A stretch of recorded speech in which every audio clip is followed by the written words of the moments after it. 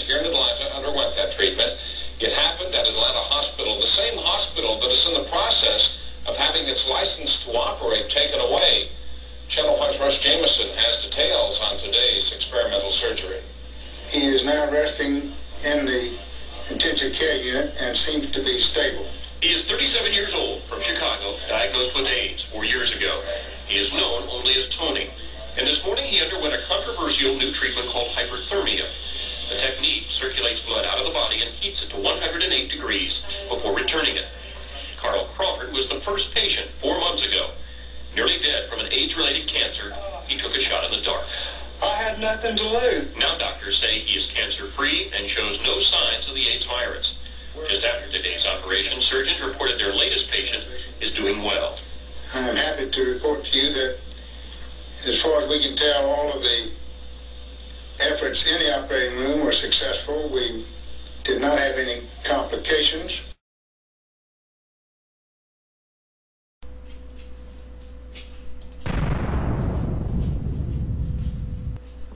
So I'm here to share this information with you. I have nothing for sale. There are people who are selling things. I'm not one of them. Part of that is I believe God's work should be given freely. I expect to get my reward somewhere else. I hope I don't come back to this planet of painful endeavor. I have a lot of theories about this, and also the FDA has come to my door with drawn guns at 3 o'clock in the morning. I have been beaten up by the people who are supporting the pharmaceutical houses and don't want a $1.32 cure for AIDS. So what you do here, and you'll notice on page 7 of the book, which gives away all the secrets, we have liberally borrowed from Gray's Anatomy, and we have drawings here of the paths of the blood. And the objective is to get as much electricity into the blood as possible and waste as little of the electricity as possible in the surrounding tissue or flesh.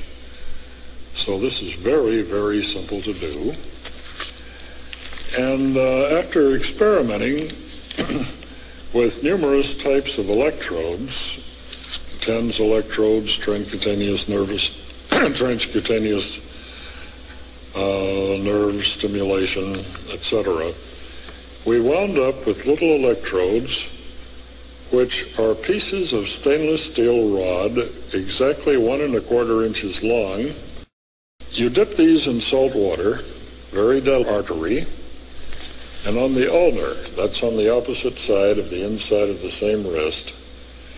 And why can you feel the pulse there? Because the arteries, not veins, the arteries avoid the bones in the wrist by coming close to the surface.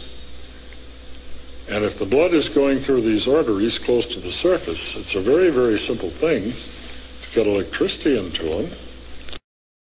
You then position the 2 saltwater wet electrodes over the radial and the ulnar arteries where you feel your pulse. And you plug it into the box.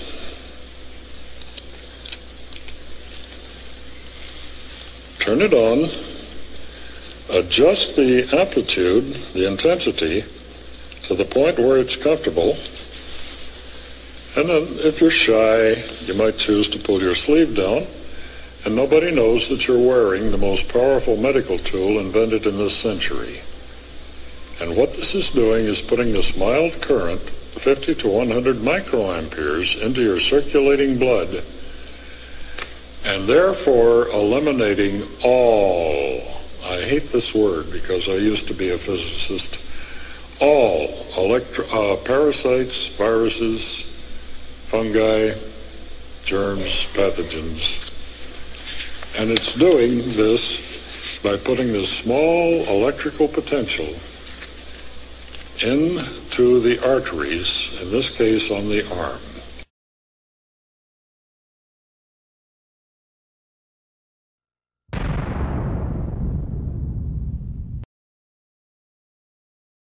What about energy? We've always had to pay for that, whether it's wood or coal, oil or electricity. It's always been the rule that you can never get back more energy than what you put in the first place. That's a fundamental law of nature. Physicists of the 19th century figured that out with the first law of thermodynamics, the conservation of energy. Maybe so. But science has come a long way since then. And laws? Well, there's never been one that hasn't been broken.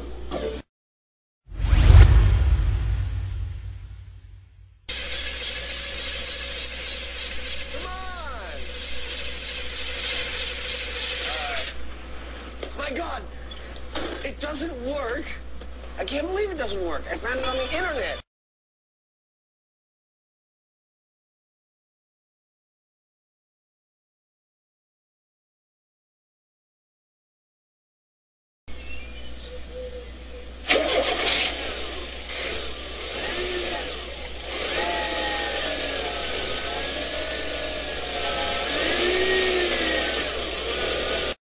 Top our news here at 6 o'clock, an age-old dream becoming a reality. A local inventor has discovered a way, hear this, to use water to run your car. It's a major breakthrough that will no doubt make motorists happy. And as Ralph Robinson explains, the Pentagon is also showing lots of interest in this project.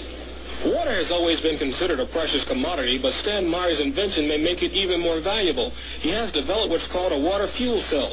It has taken the place of his old gas tank. The water fuel cell breaks down water molecules into oxygen and hydrogen. The hydrogen is used to run his dune buggy. I don't care if you use rainwater, well water, city water, ocean water. If you don't have any fresh water, go ahead and use snow. If you don't have any snow available to you, they use salt water because there's no adverse effect to the fuel cell. Meyer started working on this project 4 years ago. He's not a scientist. He isn't even a chemist. In fact, he never graduated from college. Myers was determined, he says, to design something to protect this country from oil embargoes. And we have calculated that if we take the dune buggy from Los Angeles to New York, we would roughly use 22 gallons of water. Myers is currently perfecting a water fuel cell for cars. It will cost about $1,500. He says it won't need any maintenance, and you won't have to replace it. It'll be at least 2 years before the fuel system goes into mass production. The day it happens will be one the fuel industry hates, but it'll put a smile on the face of those who've had to say at one time or another, fill her up.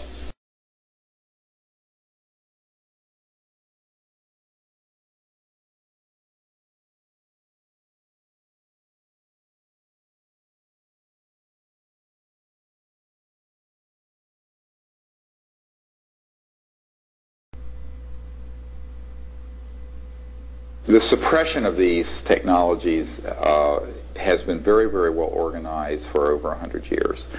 This can be proven. There are many accounts of people who have had their technologies, as I mentioned, forcibly confiscated or classified, illegally classified by the abuses of Title 35, Section 180, 181 of the patent law. There are others who have been just flat out intimidated and threatened. Others simply bought out and told that, you know, you don't want to do this and we will buy it out from you. I think the most important way that it's been suppressed, this is a very good example, is that many times when support begins to build around one of these technologies, there is enormous pressure brought to bear to stop the funding of it or the support of it.